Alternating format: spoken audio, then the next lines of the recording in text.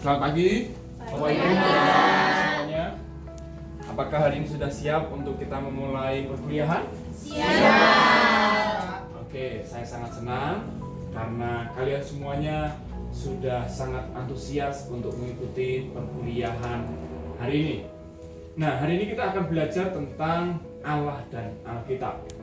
Ya, jadi ini satu mata kuliah yang sangat penting untuk kita ikuti bersama-sama. Dan kalau kita menjadi seorang anak Tuhan, memang kita harus memahami doktrin ini. Sebelum kita akan mulai kelas kita akan berdoa terlebih dahulu kepada Tuhan. Mari kita berdoa bersama-sama. Anugerah-Mu sempurna bagi kami, pertolongan-Mu nyata, dan Tuhan tidak pernah meninggalkan kami. Tuhan Yesus, pada kesempatan ini kami ingin bersama-sama belajar. Kiranya Engkau yang memimpin, menolong, bahkan memampukan kami untuk bersama-sama belajar tentang Allah dan Alkitab. Tuhan menyertai dan memimpin perkuliahan kami dari awal hingga akhir, karena kami berdoa di dalam nama Tuhan Yesus Kristus. Amin. Ya, ketika kita belajar tentang Allah dan Alkitab, kita punya beberapa tujuan. Teman-teman, saya sampaikan punya 3 tujuan, yaitu secara pemikiran, knowledge, lalu secara keterampilan kita bisa meramu sebuah apa tadi disebutkan panduan pengajar atau kurikulum praktis sederhana. Lalu yang ketiga, kita bisa mengalami transformasi, perubahan sikap atau tingkah laku. Ya, gitu ya. Baik, pagi hari ini kita akan belajar tentang Allah dan Alkitab. Nah, ketika kita mempelajari tentang Allah dan Alkitab, apa yang terlintas dalam benak pikiran kita? Ada? Tentang Allah sama isi Alkitab. Tentang Allah dan isi Alkitab. Ada lagi yang lain? Nafas Allah yang diilhamkan. Apa? Nafas Allah yang diilhamkan. Nafas Allah yang diilhamkan. Keren sekali kalau itu berbicara tentang doktrin Alkitab ya. Ada lagi? Oke, baik. Kalau kita mempelajari tentang Allah dan Alkitab, merupakan sebuah mata kuliah yang sangat menarik. Karena apa? Karena ini mata kuliah yang disebut mata kuliah yang sangat sulit sesungguhnya. Sulit karena apa? Karena banyak orang hari ini mencoba untuk mempelajari tentang Allah, tetapi sulit sekali untuk bisa memahami tentang Allah. Tentu ini sesuai dengan apa yang dikatakan di dalam Mazmur ya. Kita baca bersama-sama Mazmur 139 ayat yang ke-6 dengan suara yang sangat lantang, keras. Kita baca sama-sama. 1, 2, 3. Terlalu ajaib bagiku pengetahuan itu, terlalu tinggi, tidak sanggup aku mencapainya. Teman-teman semuanya, Bapak Ibu, ternyata mempelajari Allah dan Alkitab itu sesuatu yang tidak mudah kan? Karena firman Allah pun juga mengatakan itu. Allah kita tidak terbatas. Ya, maka kita sulit memahami tentang diri Allah. Apalagi kalau secara akal pikiran kita juga sangat terbatas. Untuk mencoba memahami pribadi yang tidak terbatas, maka kita akan mengalami kesulitan. Yang menjadi pertanyaan bagi kita, kalau begitu kita tidak bisa dong Pak mengenal Allah atau memahami tentang Allah. Jawaban sederhananya tentu bisa. Karena apa?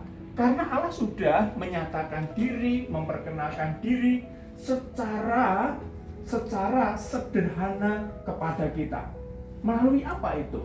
Yaitu melalui Alkitab, firman Allah. Dan yang kedua, melalui pribadi Kristus yang sudah berinkarnasi ke dalam dunia. Nah, Tony Evans itu adalah seorang penulis buku. Judul bukunya itu tentang teologi Allah. Dan dia mengatakan seperti ini di dalam bukunya. Ya, jika Anda salah memahami Allah, Anda salah memahami segala sesuatu lainnya. Sebab segala sesuatu keluar dari Allah. Sederhananya begini teman-teman. Kalau kita mau memahami tentang semua isi jagat raya ini, ya, kalau kita memahami di luar Allah atau tanpa kita mengenal Allah, maka kita sesungguhnya tidak bisa memahami segala sesuatu yang ada di dunia ini. Tapi yang kedua, Tony Evans mengatakan, Anda tidak dapat dalam arti kata yang sebenarnya menemukan makna apapun apabila Anda tidak lebih dahulu menemukan makna Allah. Nah, mungkin teman-teman ya, Bapak Ibu, hari ini belum menemukan arti hidup atau makna hidup. Dan mungkin di luar sana banyak juga orang yang mencari makna hidup itu. Tetapi kalau kita sudah ada dan menemukan Allah, maka kita akan menemukan makna hidup itu sendiri. Jadi, bagian yang terakhir, mempelajari Allah itu bagian yang sangat penting. Mempelajari Alkitab bagian yang sangat esensial bagi kita semua. Nah, ini ada satu buku yang sangat bagus membahas tentang Allah. Dan ini komplit sekali kalau teman-teman menemukan buku ini, ya, Knowing God, gitu ya. Itu ditulis oleh pakar dan dia menerangkan pribadi Allah itu secara lengkap. Kalau Bapak Ibu teman-teman mau membaca, mempelajari tentang Allah, silahkan menggunakan buku ini. Jadi pengertian tentang Allah dikatakan di sana ini merupakan sebuah usaha untuk mempelajari tentang Allah. Dan ketika kita mempelajari tentang Allah, harus belajar dari Alkitab atau bersumber dari Alkitab. Dan ini menjadi satu pengajaran yang sangat penting karena apa? Mengenal Allah, mengerti tindakan Allah, dan mengalami Allah itu bagian yang sangat utama untuk kita bisa capai. Dari Bapak Ibu, teman-teman, setelah saya menerangkan bahan perkuliahan hari ini, apakah ada pertanyaan? Saya berikan kesempatan. Misi Pak, saya mau bertanya. Silakan. Berkaitan dengan penjelasan Bapak tadi, bagaimana respon Bapak dengan isu-isu maraknya orang-orang yang akhir-akhir ini memilih untuk menjadi ateis? Baik, itu pertanyaan yang sangat bagus sekali. Dan tentu pertanyaan Anda bagi saya itu juga memerlukan pemikiran yang begitu dalam. Tetapi ketika saya analisis, kenapa orang akhir-akhir ini memilih untuk menjadi seorang ateis? Karena dengan perkembangan sains pengetahuan, orang menjadi semakin pandai. Tetapi juga didukung dengan penemuan-penemuan teknologi yang semakin canggih, orang sangat mengutamakan bahkan mengandalkan teknologi. Dan dengan ilmu pengetahuan, dengan teknologi yang sama-sama berkembang, bertumbuh secara pesat, membuat manusia semakin mudah untuk apa? Mengerjakan segala sesuatunya. Bahkan mereka punya pemikiran, aku pun bisa tanpa Allah, dan aku pun bisa sukses tanpa campur tangan Allah. Artinya apa?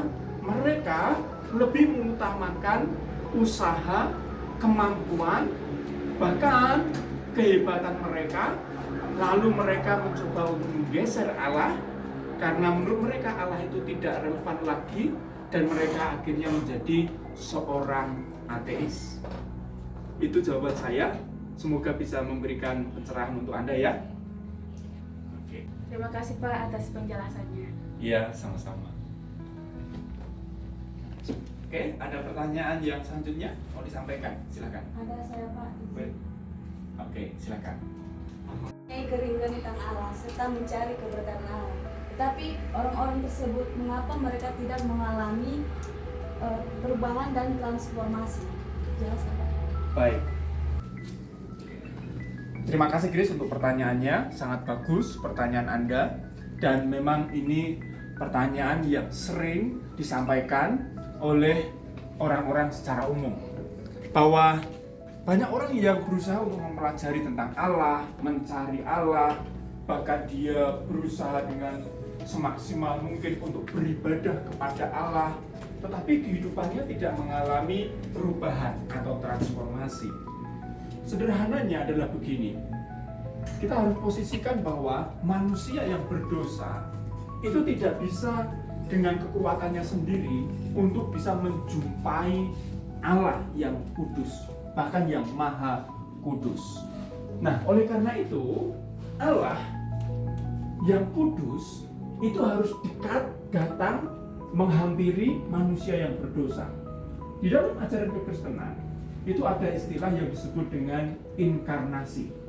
Allah sendiri di dalam pribadi Kristus yang datang ke dalam dunia untuk menjumpai manusia yang berdosa, supaya kita yang percaya kepada Kristus itu bisa berjumpa dengan Allah dan mengalami transformasi, perubahan.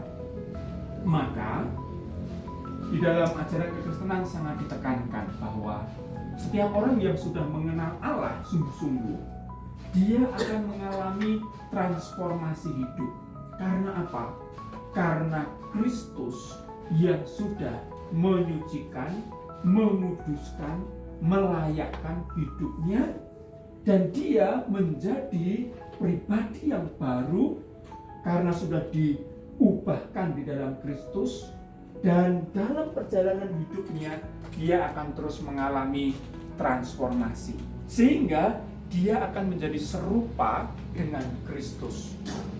Dan kalau dia sudah menjadi serupa dengan Kristus, dia akan menjadi orang yang semakin dekat dengan Kristus, karena Kristus adalah Allah itu sendiri. Demikian ya jawaban saya.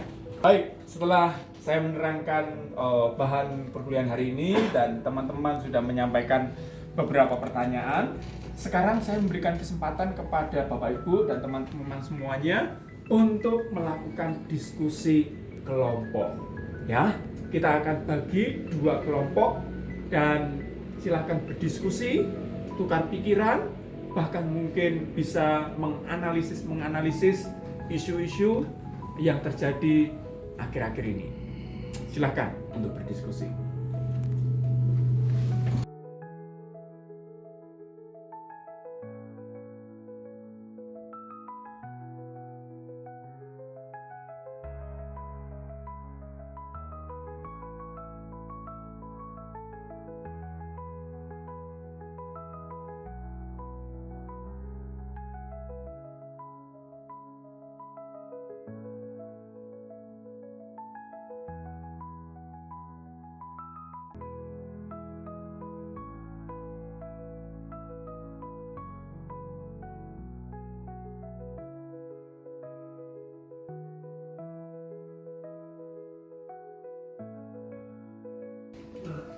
Baik, kita sampai kepada penghujung pertemuan hari ini. Saya ingin memberikan sebuah konklusi, dan konklusi ini saya ambil dari pernyataan dari Tony Evans. Tony Evans mengatakan begini, mengenal Allah itu seperti goresan. Ya, karena apa? Selama pengenalan akan Allah belum mengubah kehidupan kita, sesungguhnya kita atau Anda itu belum mengenal akan Dia, mengenal akan Allah dengan sungguh-sungguh. Jadi saya berharap kepada kita semuanya untuk terus berusaha, berjuang dalam pimpinan Tuhan, semakin mengenal Dia. Dan ketika kita semakin mengenal Dia, maka akan semakin banyak goresan demi goresan yang ada dalam diri kita. Dan goresan itulah tanda demi tanda kita akan semakin berubah dan berubah. Tentu berubah menjadi sesuatu yang jauh lebih baik, menjadi seorang pribadi yang jauh lebih indah di waktu kini dan di masa yang akan datang. Kiranya Tuhan memberkati kita semuanya. Shalom. Shalom.